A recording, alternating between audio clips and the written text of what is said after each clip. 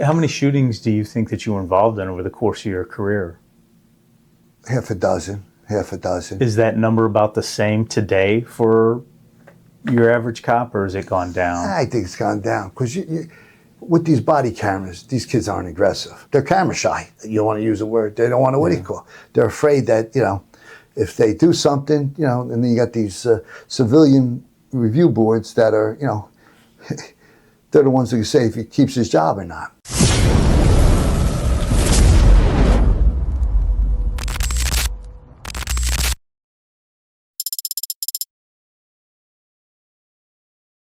Today, I'm honored to sit down with a veteran of New Jersey law enforcement whose career spans 3 decades of dedication, leadership, and service. Neil Minovich. Neil began his law enforcement career in September of 1980 with the Mercer County Prosecutor's Office. In June of 1981, he joined the Newark Police Department, where he served until his retirement in March of 2010. Over the course of his career, he held a variety of assignments, including patrol, narcotics, crime prevention, Tactical Force, Auto Squad, Robbery Squad, and the Narcotic Enforcement Team. He was promoted to sergeant in March of 1996 and later advanced to detective sergeant and then detective lieutenant. In those leadership roles, he served as a liaison with the FBI and DEA and supervised multiple investigative units. Neil, thanks for being here today with me, and thank you for agreeing to share your story. So, first question for you. Why did you decide to pursue a career in law enforcement? Well, my dad was in law enforcement. He worked in the same department that I retired from. So I was always interested in a law enforcement career. So was it your goal to always end up at Newark? Because you started with the Mercer County Prosecutor's Office. Was that just a stepping stone to get to Newark? Well, when I was in Mercer County, they sent me to the police academy. And at the time, Newark didn't have any academy classes scheduled. So when I went to Mercer County, and then also the pay increase also that encouraged me to join Newark P.D.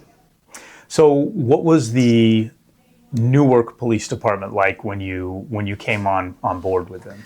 When I was hired, they didn't have an academy class in probably about 8 years. So a lot of the officers were older. Came on, I was 21, and I guess the next officer closest to me was maybe 35, 36 years old. You had a lot of old timers on the job, which was good because they were able to guide you, and give you a lot of help, with your law enforcement career. So do you remember your first week on the job with Newark? Yeah, I remember it was a midnight shift. They put me out with an older man. Matter of fact, I think he had about 30 years on. And, at the time,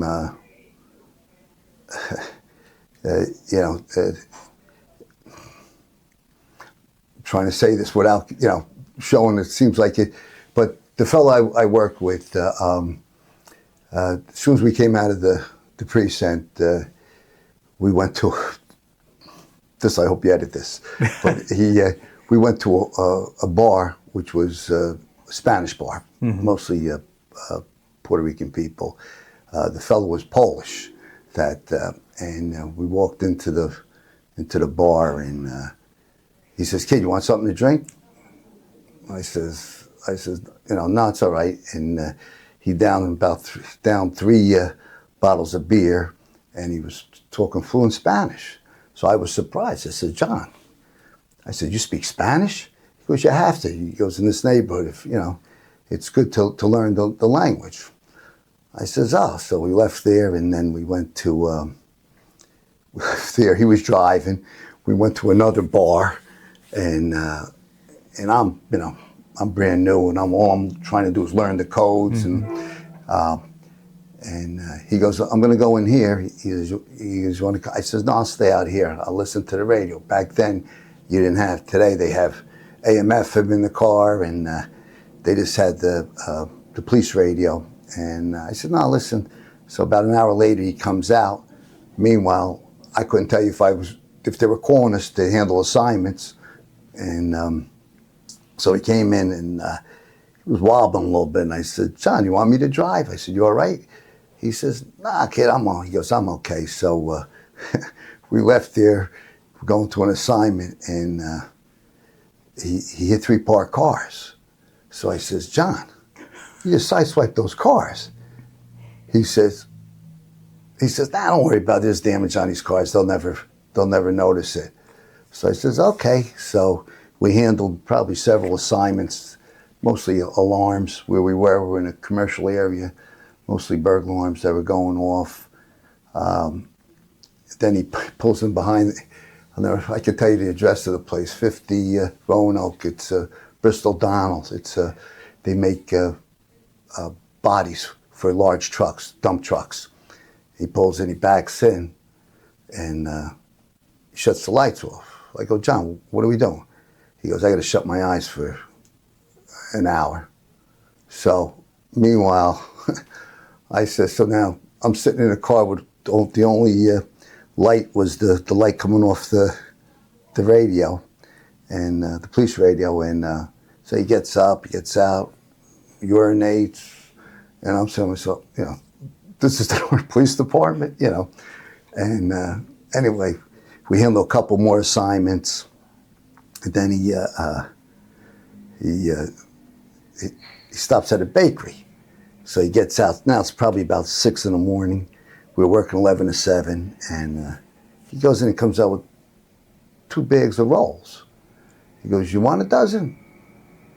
I says, okay. So he drives to another bakery, and he gets another 2 dozen, and he comes out. He goes, here, like this. So I says, oh, thanks. So anyway, get off, turn in your log sheet. I head home. So my dad, like I said, he was a law enforcement. He was still on the job, and I'll never forget walking into the house, and he's shaving, and he goes, "How'd you make out? Any lockups? What'd you do?" I said, "No, we handle assignments and stuff." I says, and the guy I was with, he hit 3 parked cars. So my father goes, he looks at me, he goes, "Oh, did they call for a boss to, for the investigation?" I says, "No." He said, "What do you call?" He says, "These cars have damage on them." So my father says, "What?" He goes, "He didn't call for a supervisor?" I says, "No." He goes, so my father looked and he just shook his head. He says, anyway, second night, I worked with, at the time, the sergeants, patrol sergeants had chauffeurs. So I'm driving a sergeant, and, we lived in the, it was part of the East Ward, but it touched on the border of the South Ward. It was like an island by itself in the city, and it was a housing project we lived in. And so he says, he goes, "Kid, you don't know this ironbound section." He goes, "Let me drive." He goes, "Just watch." So we handled a couple of signs. He booked several units. And when we pulled behind, we see a guy and a gal, white guy with a black gal in the car. We pulled behind it. So he gets out, he goes to the driver's door, and I'm on the back, watching his, the movement. All of a sudden I see the black girl get out, and she's with her high heels, walking down the street, at a fast pace. And I'm with, I'm going, what's going on like this? So,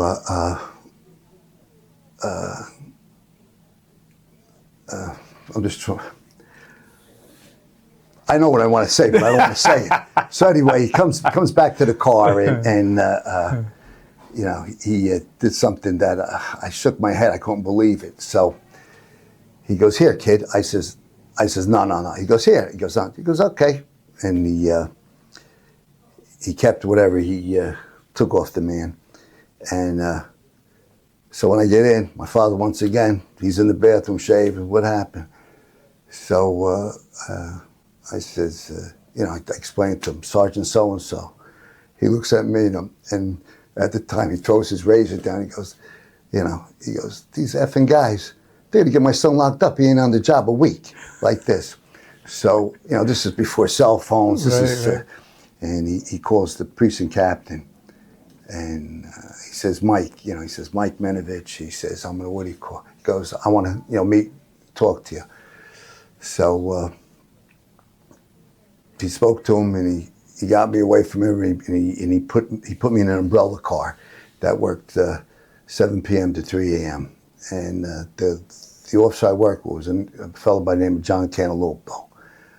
Best patrol officer in the police department.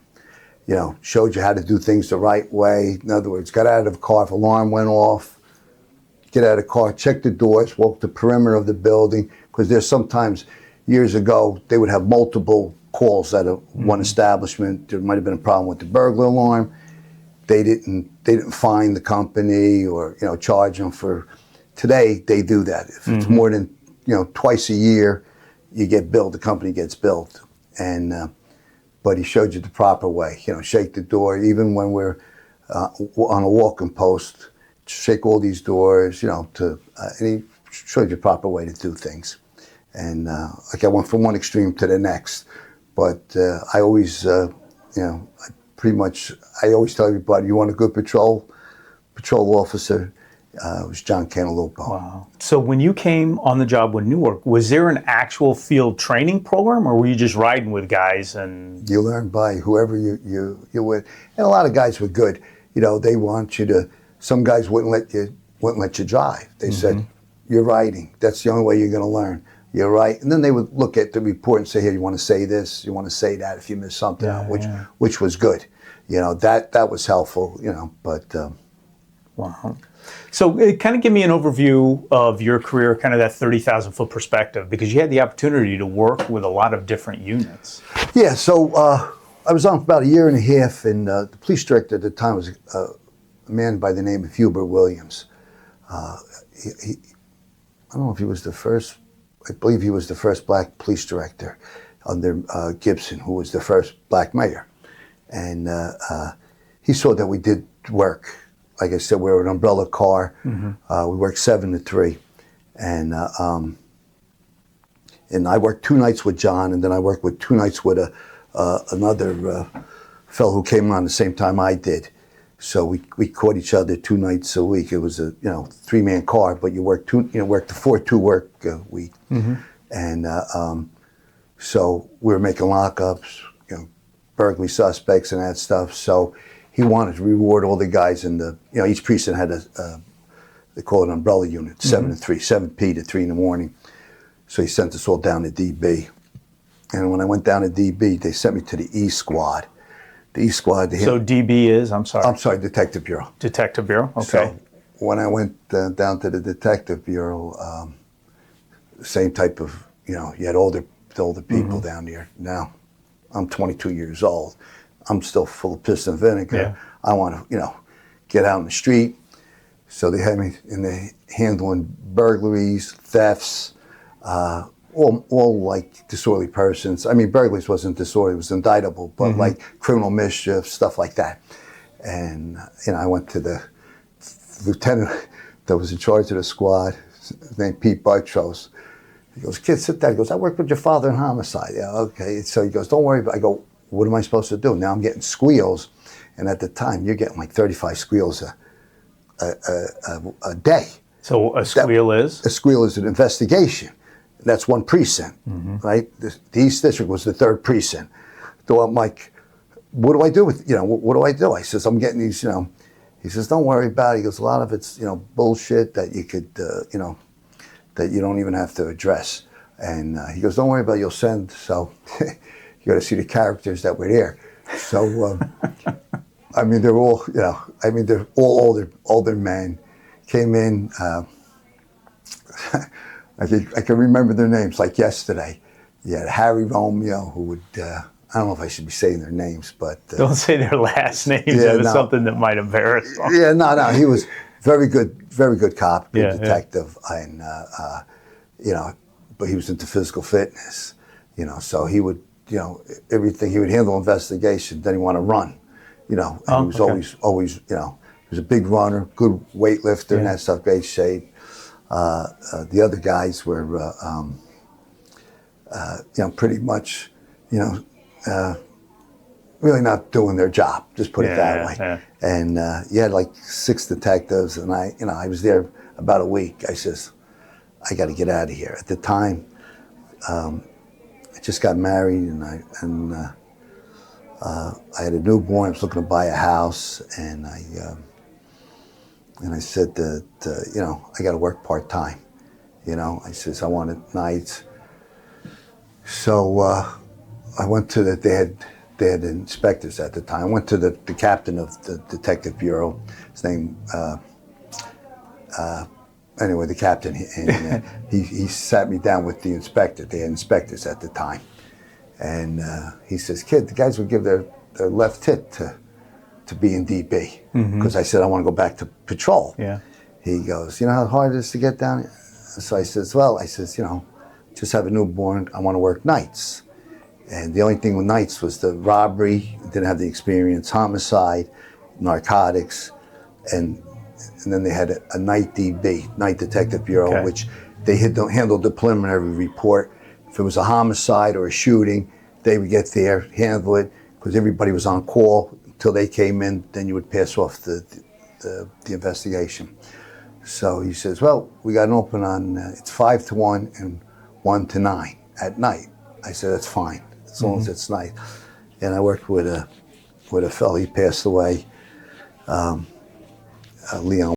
good man, Leon. Anyway, we worked night DB, but he was old timer, liked the sauce, and his first thing was, come on, let's go. And he was a man of color, so he would go to, he goes, come on in. I says, Leon, I'm not going in the, you know, in the bar there. So he would go in and have a couple of drinks, come out, and so we would handle, like, and the funniest thing we get, if we get a shooting, and I went up, so we got the crime scenes all taped off, and I come up there, so I'm interviewing a person. There's a guy with a fedora and a, you know, trench coat. Who walks underneath there? I said, sir, gotta get behind the police line. He goes, I'm Captain Marvel. So I says, and I'm Superman. You gotta get behind the thing. So he goes like this. So he goes behind the police thing. So Leon walks over to me. He goes, you just chased Captain Marvel off the crime scene. I go, he's a captain? You know, so now I go, Cap, you know, I apologize. He goes, don't worry about it. So years later, I went up, I'm in the 4th precinct anyway, and his son George was there, and I told his son George, I says, how about I chase your father off a crime scene? He says, he's Captain Marvel. I told him I'm Superman, like this, and he goes like this. He goes, what do you say? He's like, you went behind the you know, the police line. I was like, but you know, so certain things like that, you know, you remember because it was like, oh shit, I hope this guy doesn't have any, but we, like I said, we were sitting in there eating our, him something to eat, and the guy walks in, and the desk lieutenant, he's dead too. I'll give you all the, because these guys are all dead. These were all old timers. When I'm saying old timers, they were in their late 50s, early 60s. Now I'm like 23 at the time. So, you know, to me, they're like ancient. Yeah. So it was a guy named Aaron McKissick was lieutenant, and his desk officer was in headquarters. They called it the main desk, and he was a guy named John Rabolli. So John was bald-headed, and McKissick had a lazy eye that went, so they used to call him Cockeyed and Baldy. So now McKissick goes, Minovich, Walker, get out here, like this, and there's a guy, Spanish guy, standing here. He goes, here. He goes, guy 357. He goes, guy said he just killed a guy in his bar. What? So I said, where's your bar? He's on Broad and Parkhurst. So we shoot over there. We walk in. There's like 3 people at the bar drinking. Bartender's there, and there's a guy laying on his back. K5'd him, dead center. I'm like right away, all right, start homicide. So now everybody, once we walk in, now they're getting up to ho. Nobody leaves. The bartender. So the bartender, what's going on? Hey, he was giving the owner a lot of shit, and he just said, that's it. And took out his gun and shot him. I'm like, so now we're calling, we tell communications, tell the main desk, cuff that man. Don't let him leave. Don't let him leave rather. And that was another one. I mean, I could tell you, like, unbelievable, different stories. But so that was I was there for. So now we're taking statements. So now I came from the prosecutor's office. So I had some training with statements. And Leon's looking over my shoulder. I go, what's the matter, Leon? He goes, well, I never did a statement. I go, Leon, how long you been in Night Detective Bureau? He goes, 5 years. I says, you never took a statement? He says, no. He goes, Bobby McQueen, who was his partner, who was out with a back injury, he says, he took all the statements. I said, really? So I says, here, I showed him, but Leon's a good guy, an old timer, solid, and so this was so I was there about 6 months, and an opening came up in Night Narcotics, and I went up to Night Narcotics, and I was there for about 3 years, and then they wanted to rotate people, especially we're getting a lot of complaints for our aggressiveness. So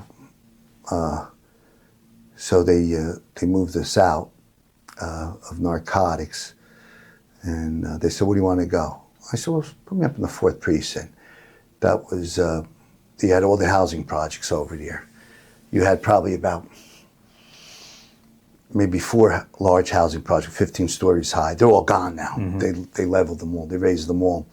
And you probably had about 70,000 people within a radius of 6 blocks.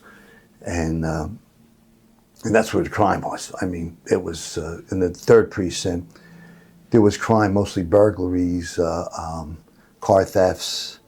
But no, like there, the 4th Precinct is really where I learned the job with a lot of shootings, homicides, drugs. I mean, open air drug markets.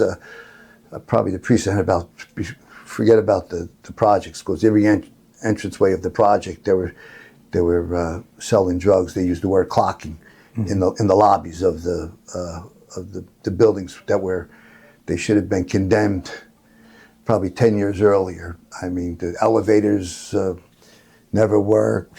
The stairwells were full of feces and everything. It was disgusting how people could live, but they were occupied, and but they subsequently leveled them all. But that was the precinct. I mean, we would after work, we worked 7 to 3, and after work we'd have a beer in the parking lot. You would hear gunfire all night, like it didn't stop till about 4 in the morning, 4 or 5 in the morning.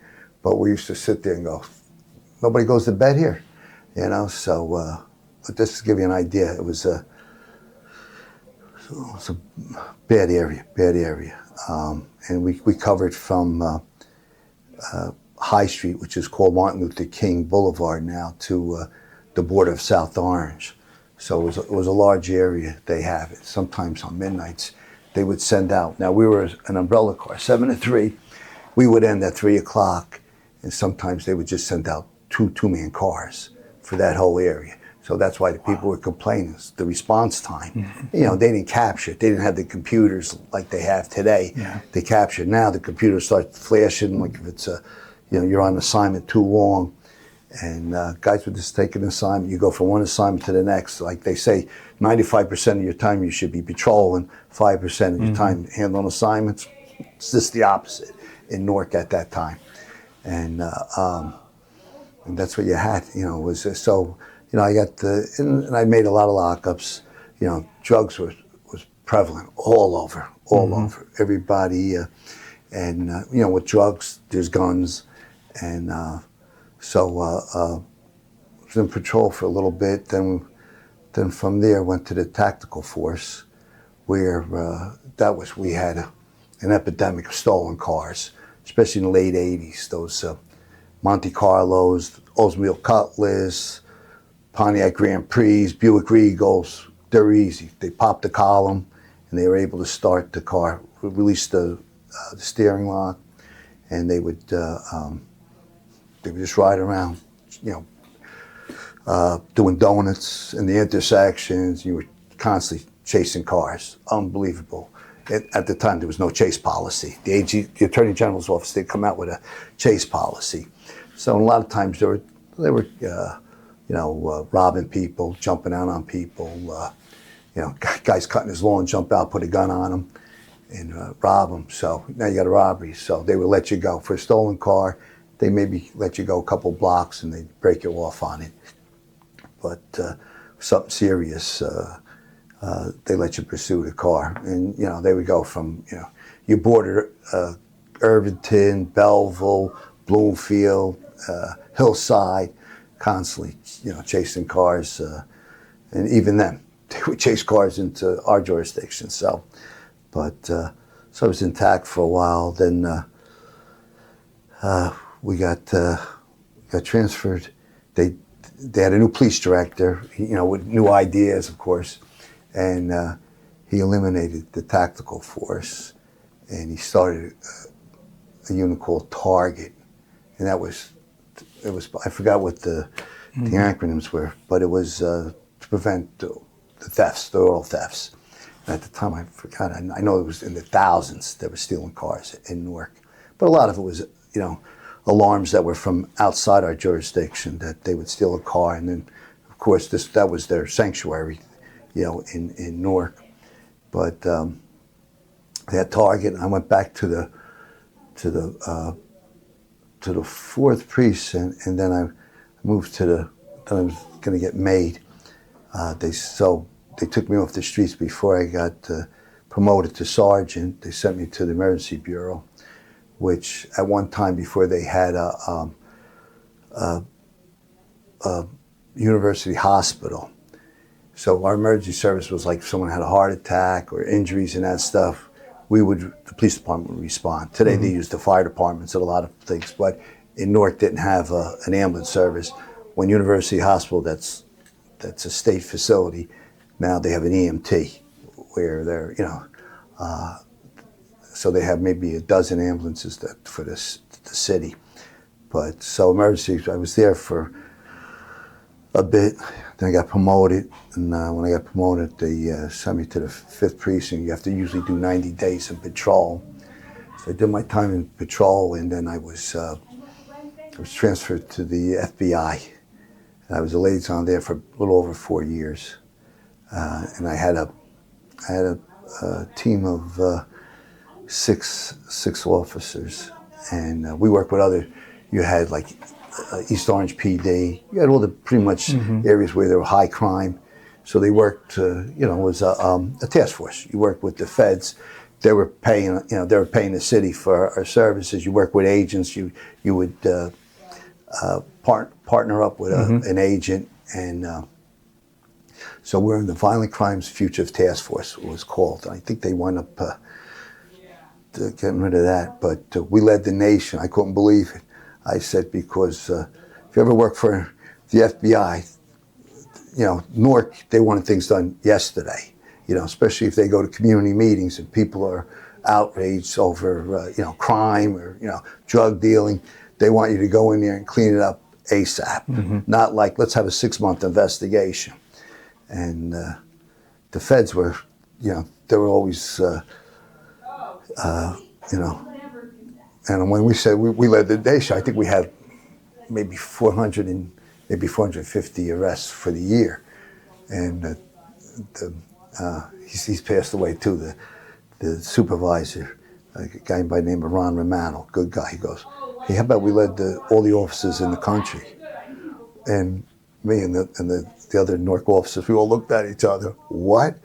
Because when we went back, when we all went back, we had a whole bunch of vacation time.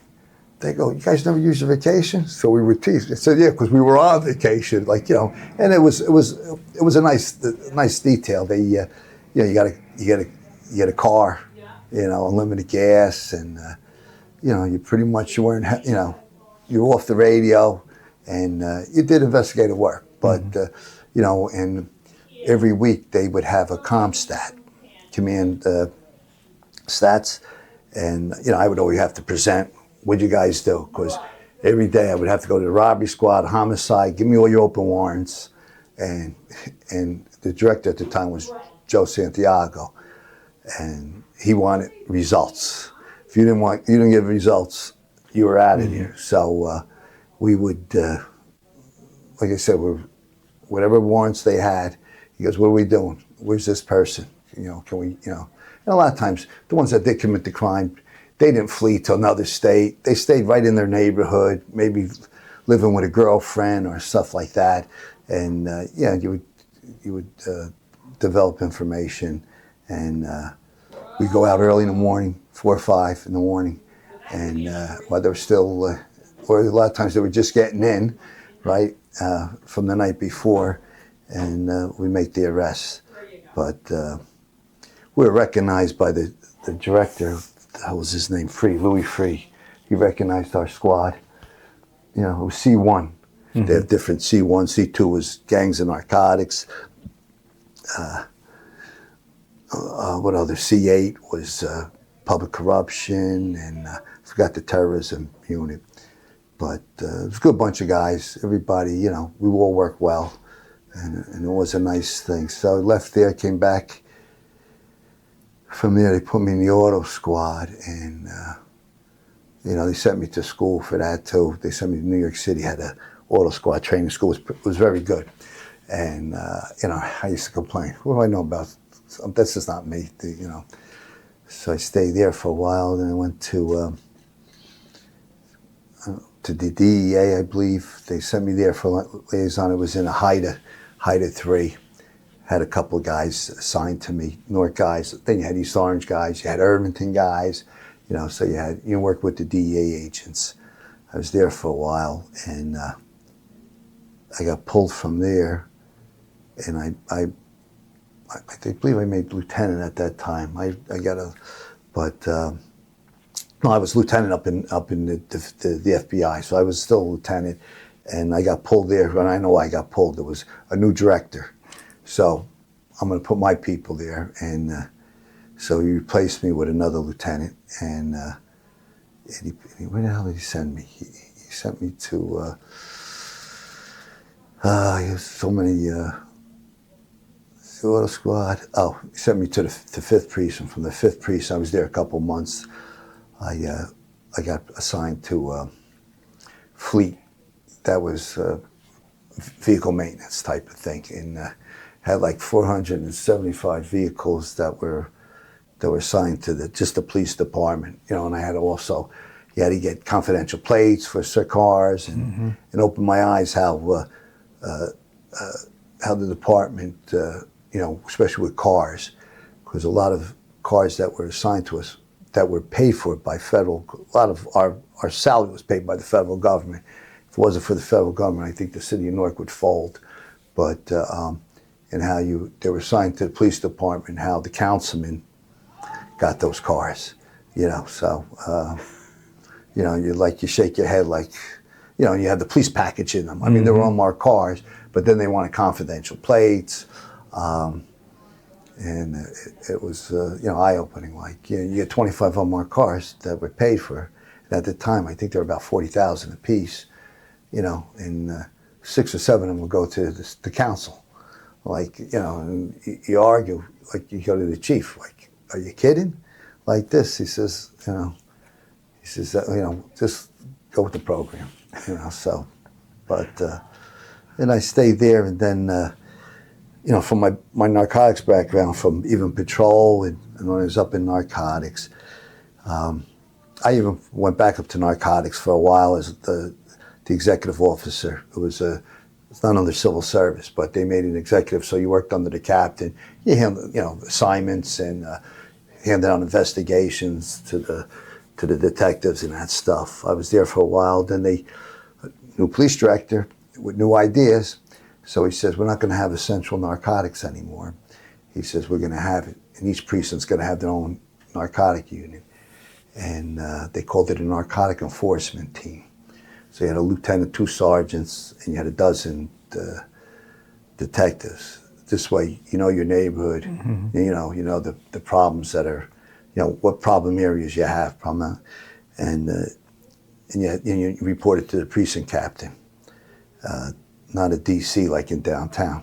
So a deputy chief. So you would get investigations, and you would address it, go out, and they gave you a CI account, a confidential informant account, that you manage informants, and though it was pretty much like a street level unit, we did also search warrants. In the 4 years I was there, we probably did about 62 search warrants.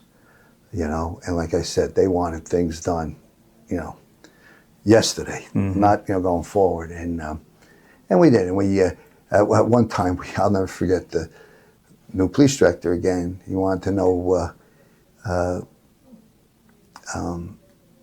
They had a shooting. They had 2 white people that most of the drugs sold were white kids coming from the suburbs, and they had 2 white kids. One was killed, a male and a female. They wanted to be marijuana entrepreneurs, and not in a black neighborhood. And they wound up shooting and killing now there's an outrage. They were from an affluent town, and they're saying, and I'll never forget the director.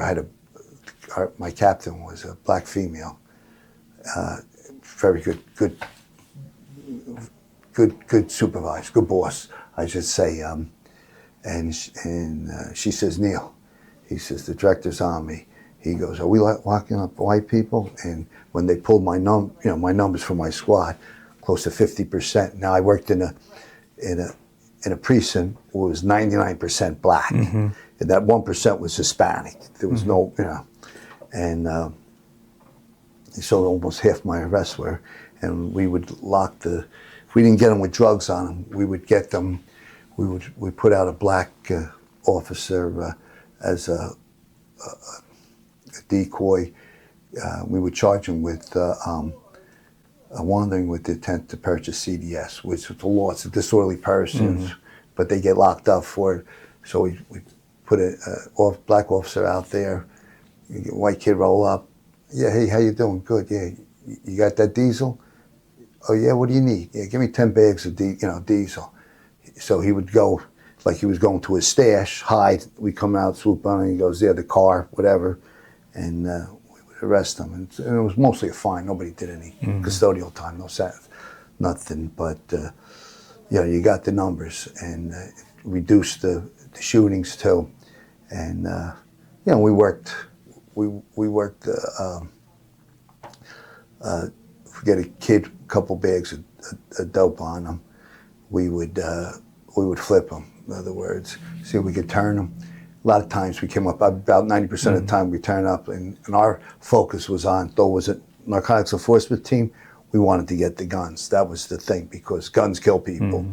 And the 1 year, I remember our best year, we got close to 80 guns off the street, and these were all separate incidents. It wasn't like, 5 guns, and we did get a couple bags, and we say, how can you help yourself? You know what I mean? And a lot of times we would just pick the bags and right in front of them. There, now you can go. In other words, if it came up positive, but you got to give us something. In other words, you got to help yourself. I can give you a gun. Who has one? The guy on the corner there wearing blah blah blah. He has a gun on him. All right, roll up on him. He came up gun. They were holding him back. Maybe a couple blocks away. Yeah. Release him. Get rid of the 2 bags. Because here's the you say 2 bags of heroin. Yeah, heroin's an indictable offense. However, in Newark, there were so many drug arrests that the prosecutor's office put a limit on it, that it had to be over like 50 vials of coke,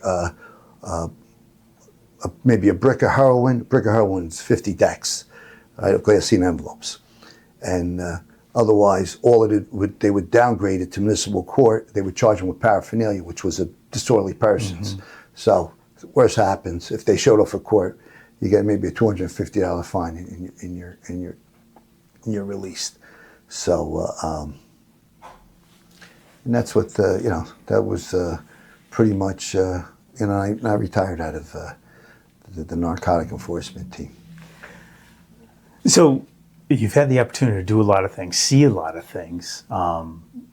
Spent some time in patrol. Is Right. there a particular traffic stop that kind of stands out in your memory?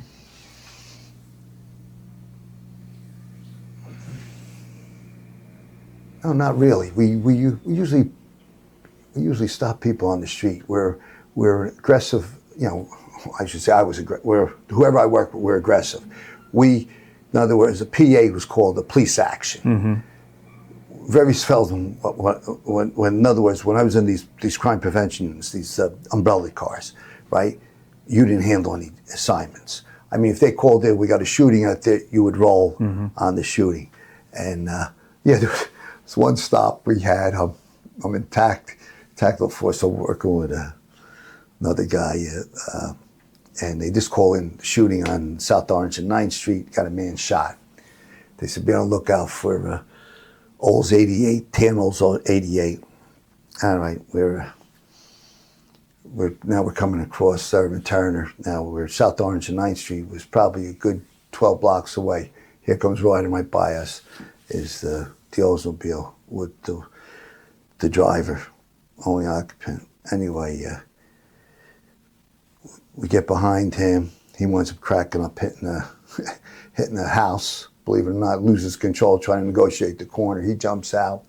Foot chase. We get him about half a block away. Cuff him, bring him back. So now the other unit's on the scene, and I says to the other umbrella unit, I says, check the car. I says, he goes, well, we got spent shells here. Beautiful. The victim's at the hospital already. I says, go, we got it. I says, any weapons? They go, no, did you see any? I says, no, we're right behind him.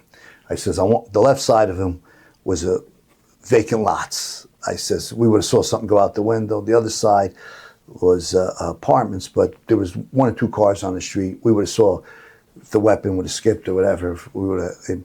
I says, look, and so guy looks. I look under the driver. He looks under the passenger. He goes, no, nothing here. So I says, shit. So now I says, no way. So there's no way they don't get rid of their guns. You figure after you do it, let's dump the weapon. So I walk around, and I don't know what made me. I look under the passenger seat, and it had like a little bit like a hump, and then it sat down. There was a TEC-9. I go. So now I go to the guy. I go, Pat. What the? I go. What the fuck? You blind? He goes, what? He goes.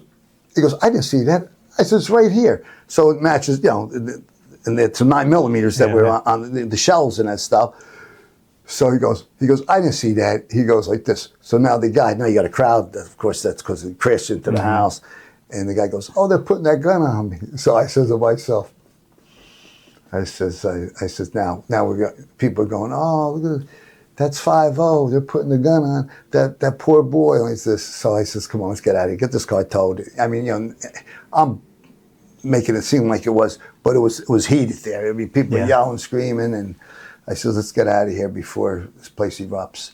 But I could, if I could tell you hundreds of stories of things. We had a shooting at another incident where 2 officers on 12th and 12th Avenue and South 12th. Guy comes up to him and says, they stole my 8-ball jacket.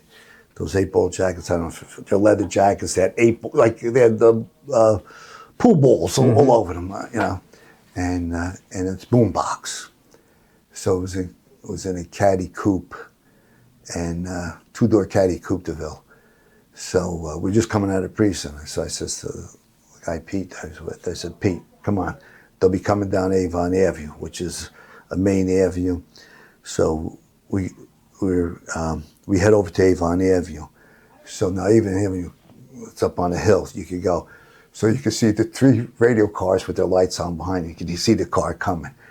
I says, Pete, I says, leave the lights off. I'm gonna go at it, like, nose it when it gets closer.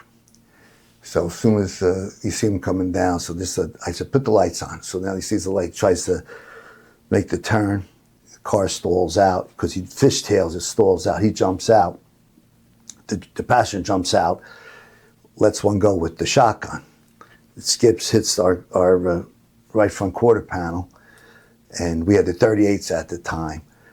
So Pete and I would jump out, and the kid holds up again. We return fire, and he cringes, and he runs with the shotgun. Anyway, the other cars get the driver.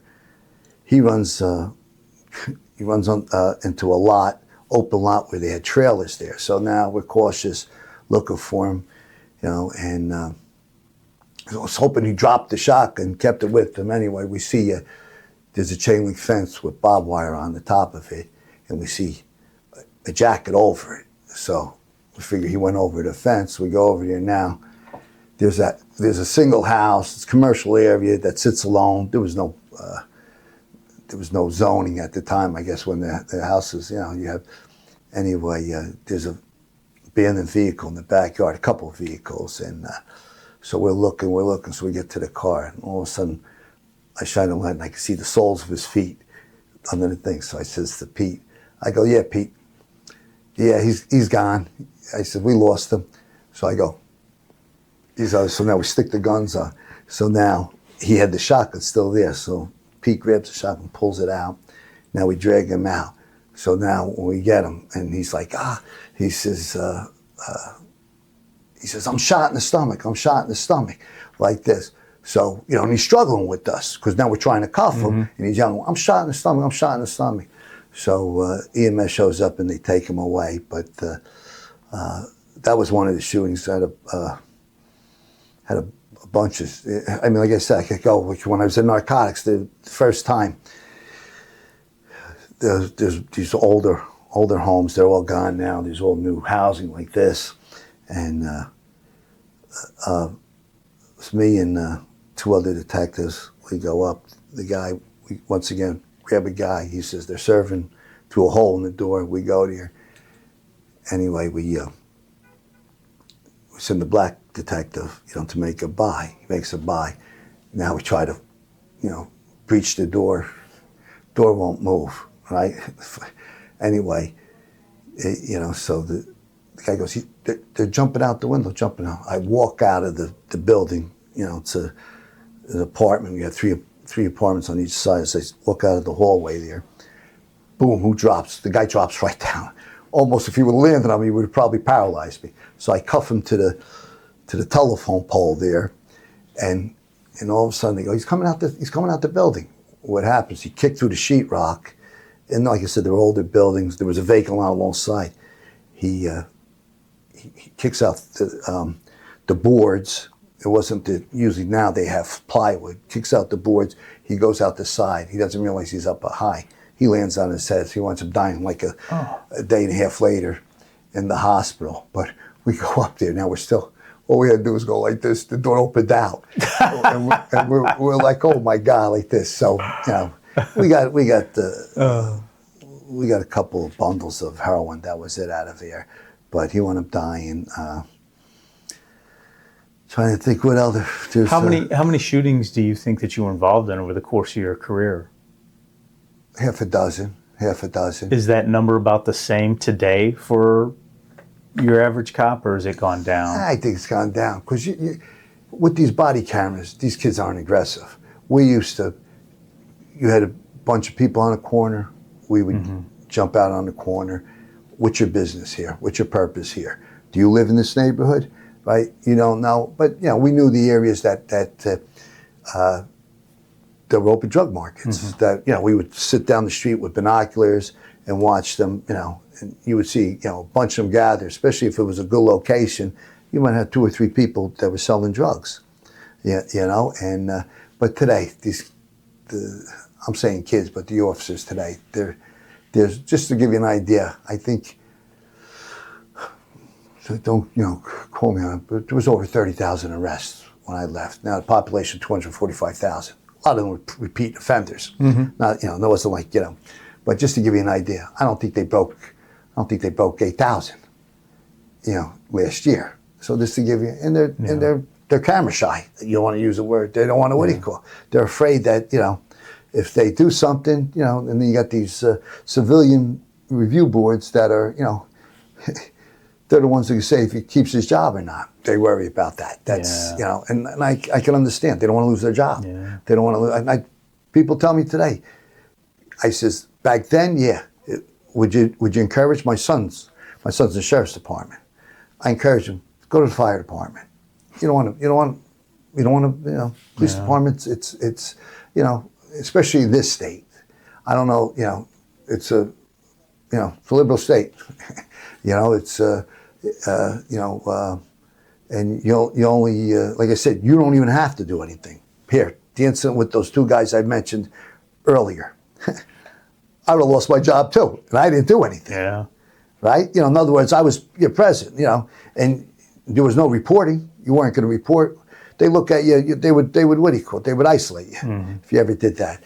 So, it's a different department, and we got the job done. We didn't have the resources they have today, and now it's a lot different.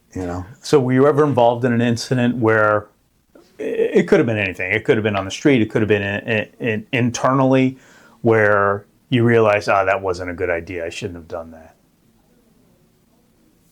I'll be honest with you, none. Everything, like I said, I sleep at nights. I think everything that we did, we didn't go to the extremes. We always had, one of my guys was shot at distance of maybe a little further than where you are to me.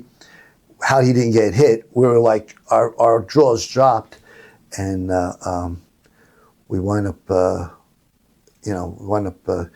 catching a guy. It was my old housing project where I lived as a kid, and now it's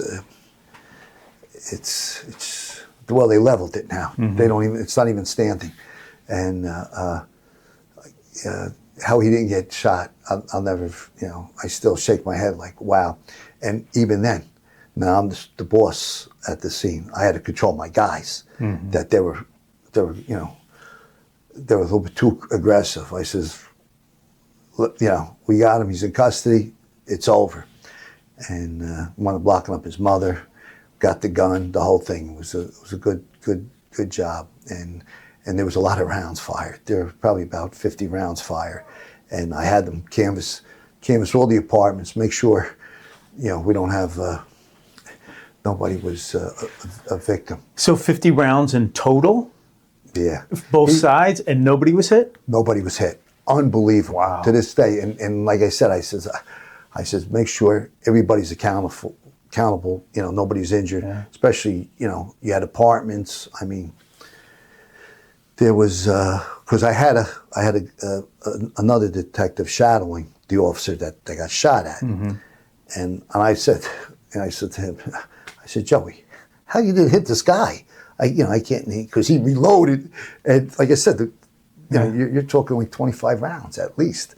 Just him. I mean, when I walked into the foyer of the entrance where he was at, it was like, you had all these, spent shells. Like, I'm like, looking at him, but it was a good job. I wrote both of them up, and they both got A awards. So one of the highest awards you could get in our department. And, but it was... Was there ever an incident where you wish you could do it again because you think you could have done it better? Where you're like, you know what, knowing what I know now, I could have done that a little bit better. Certain incidents, I think, we could have done it a lot better. We had, never forget, we come out, there's 2 sheriff's officers get killed in an off-duty shooting in a tavern on South 6th Street. And so, of course, the lookout is that tavern, in case there's, and we pull up and there's a kid in a Buick Riviera, and my partner, I said, Pete, kid looks young. I said, so he goes, So we pull up side by side, and he goes, shut off that car down. We're in uniform, marked unit. And the kid looks at him, takes off. Now there's the pursuit. We're going around and around. Long story short, kid bails out. Right? We want to catch him in an abandoned. The water department used to be on 14th Avenue and 8th Street, a few blocks away from where that is. And it was an abandoned building. We catch the kid in there. Well, we were there we had a Spanish officer and a black officer. So the four of us, we get the kid. Spanish officer goes, he's got a gun in his crotch. Pull it out. Little, I believe it was a 32 in his crotch. Anyway, good job. Right, we got the car. The car comes back stolen. The gun comes back stolen out of Miami. Possession, hollow point bullets, 5 charges. Kid just turned 18. Has a lengthy juvenile record, and you can't disclose that in court. Anyway, his attorney used the race card. Why'd you stop him? He's black, and at the time, he's a prominent attorney now, but he started his career in the prosecutor's office in the county. And I said to him, Tony, I said, put the Spanish and black officer on, because a lot of the jury's made up of minorities. I said, they're going to see the 2 white officers, And he says, no, this is a cut. You did the report and that stuff. I says, yeah, but I have Miguel. I says, recovering the weapon. No. He goes, don't worry about it. So, of course, the attorney says, he didn't put his client on the stand, but he says, so why'd you start? Because he was a black man? I says, no. So anyway, jury goes out. They find him not guilty on all 5 charges. I says, Tony, so they're saying that we put him in a stolen car. You put a stolen gun, his gun, a stolen gun, hollow point bullets, gun came stolen. I said, are you kidding me? He says, well, they just didn't believe it.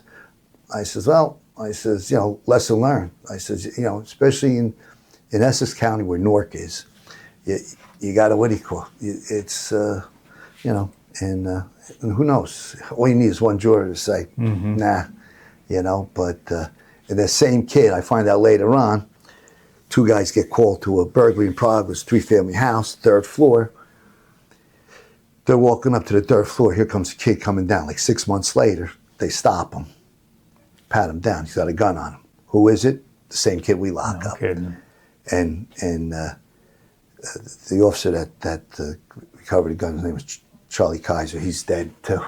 He tells me, he says, yeah. He goes, that's what his attorney was saying. Why'd you stop him? Because he's a black man? He goes, no, there's only one apartment on the 3rd floor. We got a kid coming down. You live here? No. We gave him a Terry frisk, pat down for our safety, come up with a gun. How's that, how you profile? I thought, well, it wasn't like, it was, you're standing on a corner with all white people and you just go, go to him, But I says, yeah, he used the race card again. I guess that's his leverage, that's the. But I mean, there's a lot of stuff that, What about a particular investigation that stands out in your mind? You spent a lot of time in the detective bureau. Is there an investigation that really sticks with you? I'm in the East Squad, and we get a guy that was burglarizing 140 Thomas Street. Was a toy manufacturing place, but it's abandoned now, and some Hasidics are using it as a storage for. They sell heaters, fans, and that stuff in storage unit.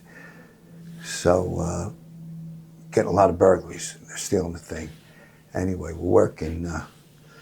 We're working it, and we finally get a lead. Get a car, nobody in it, and all heaters and that stuff, and we towed the car. It was fairly new. It was a Lincoln Mark III, and at the time, but we sat on it, waited. We didn't release it, because you had to get a release from the auto squad, and the owner finally showed up, and it was like months before he finally showed up, and we went up, and he was a career criminal. He was out on federal parole and everything, and so he was. But it was a good job because the captain was getting a lot of heat, from the owners and from downtown, because they were going to the councilman and all the other stuff. So he was happy for that, and we got a lot of burglary investigations. Most of the narcotics we had here. We had another narcotics investigation. We had a daycare right down the street from a pharmacy, and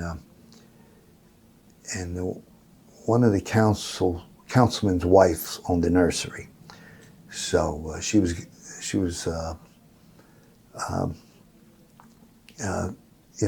pressuring the captain.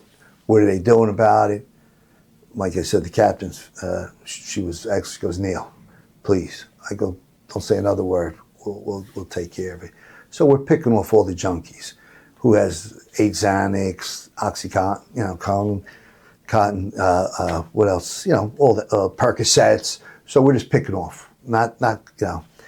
And so a trooper friend of mine, who was in the prosecutor's office, left the prosecutor's office, went to the state police, retiring out of state police.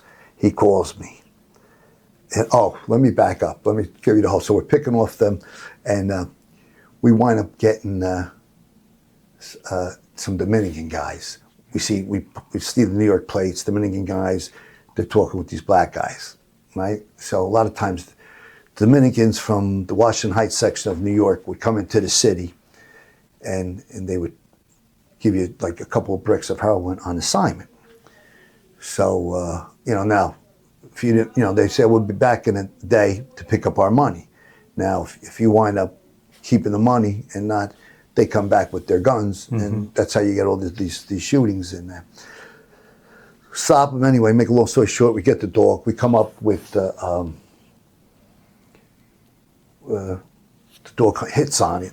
It's in a big speaker box in the back of the car. We get like 1,500 Oxycontins. I says, wow, it was a county officer, sheriff's officer. So I says, what the hell was his name? Anyway, I said, wow, your dog hits on pills? He goes, no, he hit on the money. The money, because I says, I didn't know dogs could hit. He goes, no, he hit on the money. So the two we locked them up. So they were part of that. So now I get a call from a man,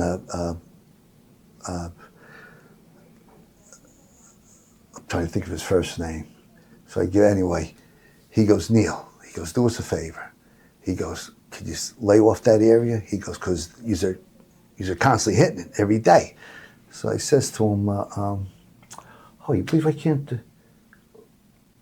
I says to him, well, we got an investigation from the city council. The captain's getting hammered. And he says, no, we got a big investigation. He goes, we've been working this for 6 months. The state police, Tommy McEnroe, good man. He goes, lay off it. He goes, I says, all right. So now I go to the captain. I says, listen, we gave you like 15 arrests.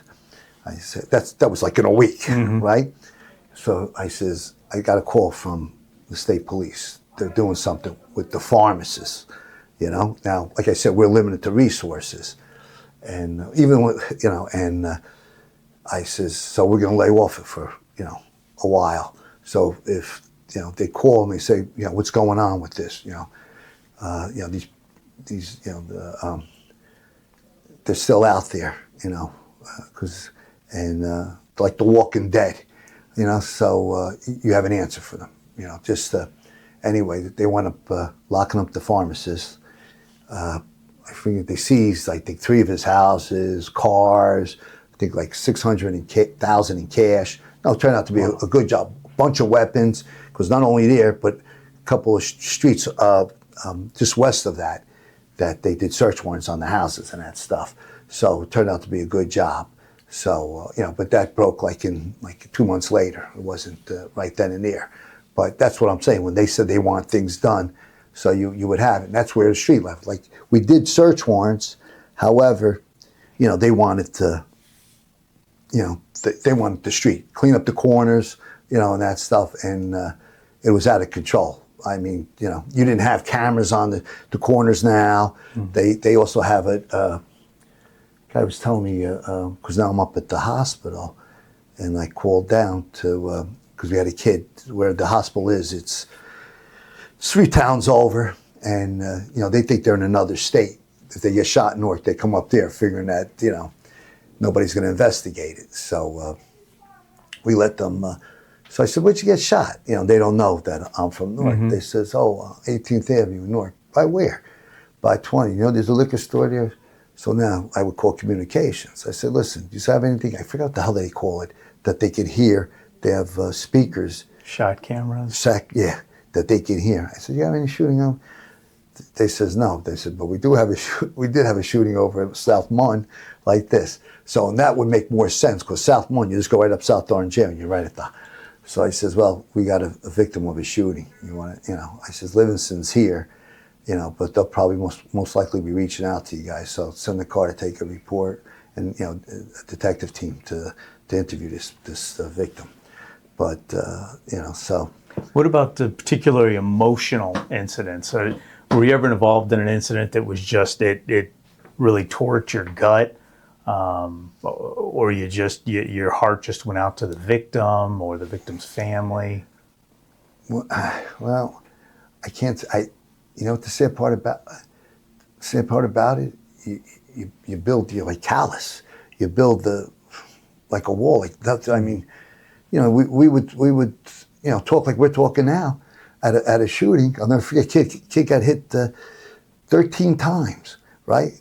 So he's laying there, so it's right on the border too. And EMS is there. I says, so this boss pulls up.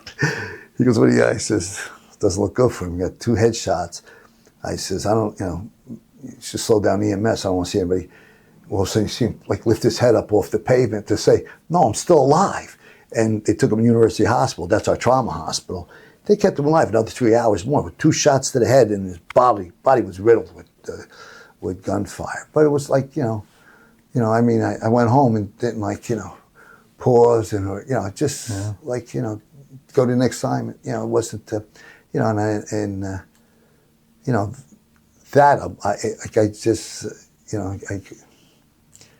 I lost, not to say lost feelings. I had feelings for my children and my family and that stuff. But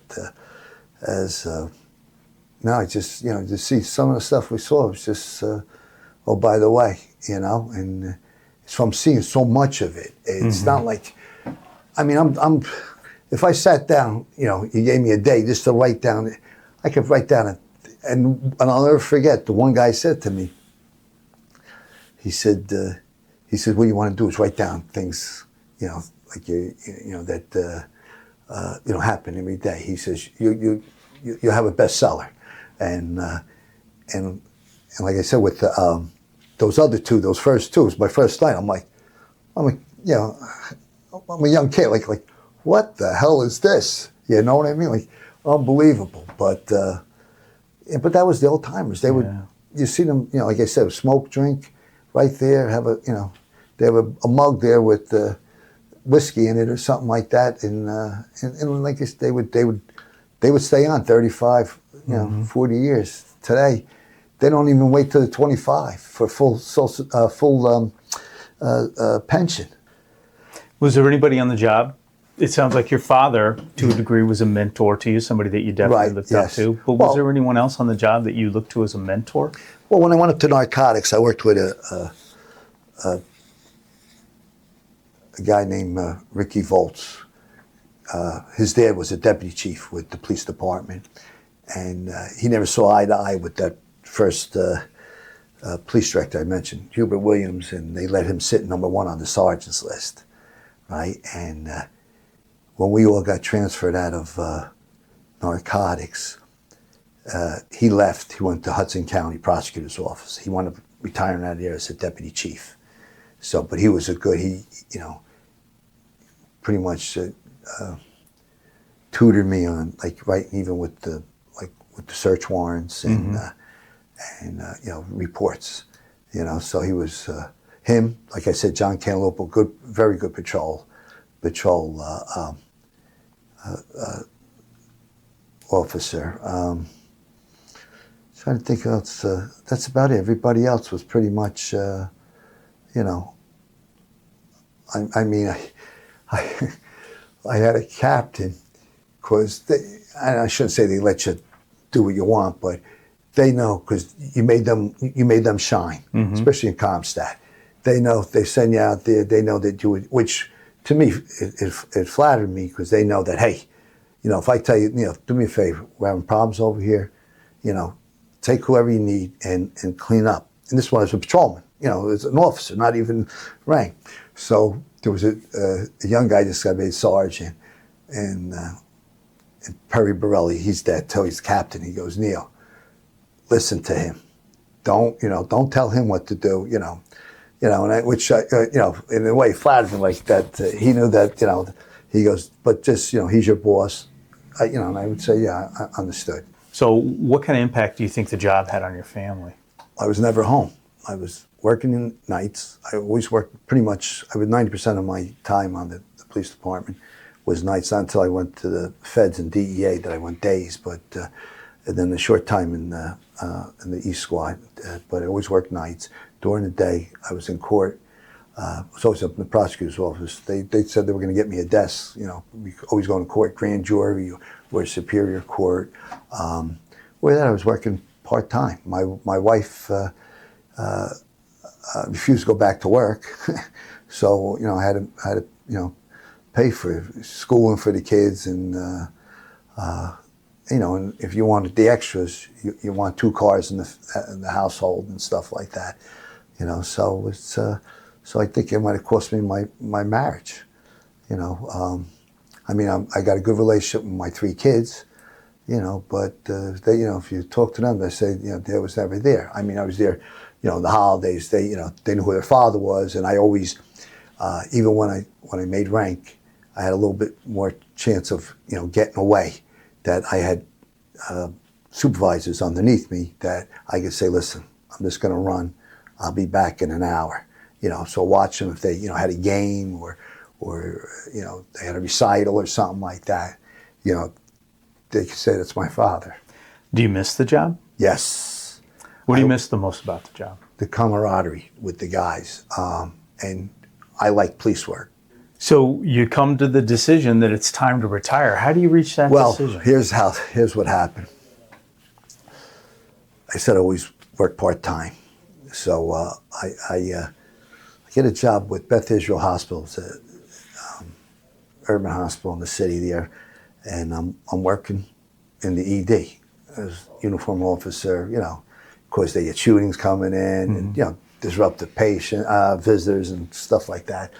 So I'm there for like 3 or 4 years, working there. Then a buddy of mine gets a job up at Barnabas. It was called St. Barnabas at the time. He's the director. And he says, why don't you come up here as assistant director? I says, no, I handled, and I was handling the schedule for the other officers. We had Newark guys and sheriff's officers that worked there.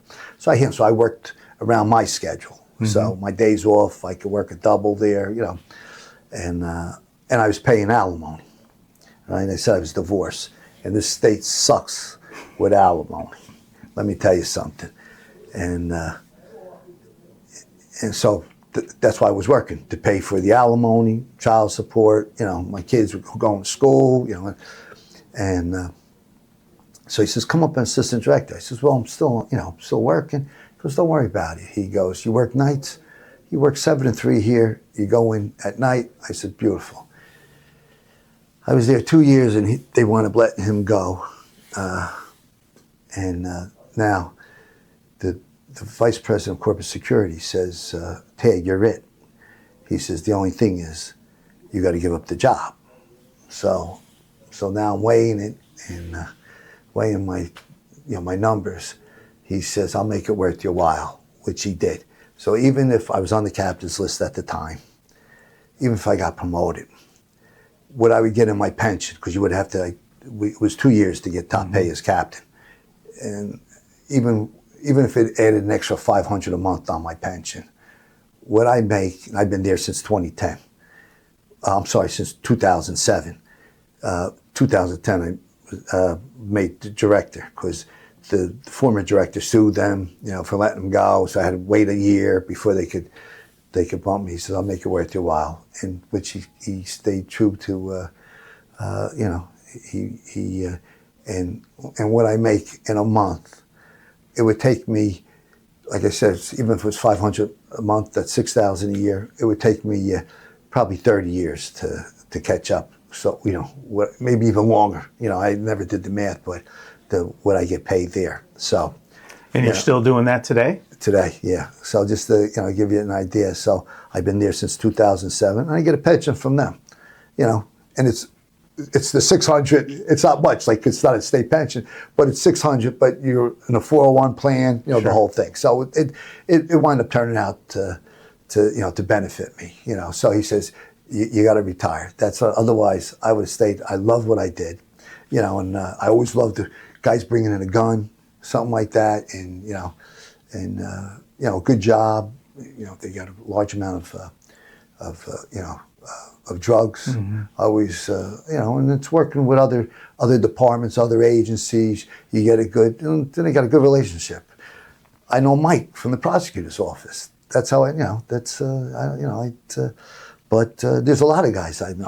Matter of fact, I go to dinner with guys from the prosecutor's office that, John Melody, deputy chief from the prosecutor's office. We worked together up in the FBI, and we were still friends. And we all have we're all on the same page. How, our values and,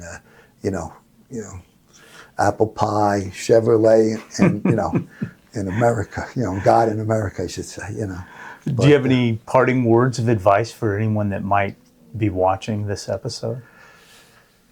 Just be careful out there. Stay safe. The cameras, and I wish you luck. To me, if I had I just had a guy that worked for me, left for the state police. I says to him, just be careful out there. And his dad was an electrician, had an electrical business. I says, why don't you stay with the electrical business? I told him, just be careful out there. I says, you got cameras and these cell phones, worst thing they ever did. They should never have, whoever invented the cell phone should, I wouldn't name anything after that person. But no, that's the only thing. But I tell them fire department. It's a nice job. You want to save lives, fire department save lives too, But no, it's over. It's over. And especially they opened it up to everybody. You don't have, especially in this state. This state is not law enforcement friendly. It's we have 5 major cities or 6 major cities, and they hate the police. They don't, they're not police friendly. And it's. It's a shame. It is. It really is. It's horrible. It's horrible. And I talk with so many people. The difference, when I came on the job, I tell people, I was application 835. Now, back where I was a cop, you're lucky if you have 12 people show up. Nobody wants to do the job anymore. State police, they have the marquees on the Turnpike and Parkway. Mm-hmm. Be a state trooper. You never had that. Never had that. Yeah. It's just that nobody wants to. For what? Well, you're going to go to jail for, nah. It's and I'm not saying doing anything wrong. It's just that, you get aggressive people out there, and you got to respect. You got to respect the uniform. I don't care what you say. The badge, whatever. You got to respect it. You're not going to, and people are very verbally abusive. And like I said, I remember guys. You told me, F yourself. Guy give you an open hand. Guy with bang hit the guy. It's like, wow. We had slappers. They don't have slappers anymore. Forget those tasers. Slappers where you hit someone on the side of the knee or on the elbow or something like that, and you got their attention, and they don't have it. Like the guys. I work with a young security manager, and he's always, we have a TV, and he always puts on YouTube, like the different police stops and that stuff. I'm like throwing my hands up, like, what are they waiting for? They're like, you're taking too much time. You're making them, you got to take control. He's moving his hands too much. You got to, and they're, don't let me see your hands. Too long of, back and forth. And it's you got to go in there and let them know who's in charge here. That's that. Neil, I want to thank you for sharing just a piece of your story. You've done so much. I know we've only scratched the surface, but I really appreciate you sitting down with me and sharing your journey with the badge. Yeah, no, it's like I said, I should have wrote down. I have so much more. I had over 8,000 arrests. We're figuring out, like, you do a monthly report and over 8,000 arrests. I mean, not always all. They're not quality. When I'm saying not quality, you might get a kid with 6 vials of cocaine, or at the time when marijuana was illegal, you get them with maybe 30 bags of marijuana. But it was. But a lot of it turned into better, more, I'd say, good information. Yeah. And you would, our whole thing was, to stop we had homicides. There were close to 140, and to drop them down under 50, that was, and you take the guns off guns off the street. But you live in a good state, though. Tennessee. If I could convince my wife, I go to Tennessee, Kentucky. I leave the state in a flash. Please, I go to South Carolina in a second, or I need to, But well, if you're ever in the Chattanooga area, please give me a text and we'll meet for dinner. Sounds good. Awesome. Sounds good.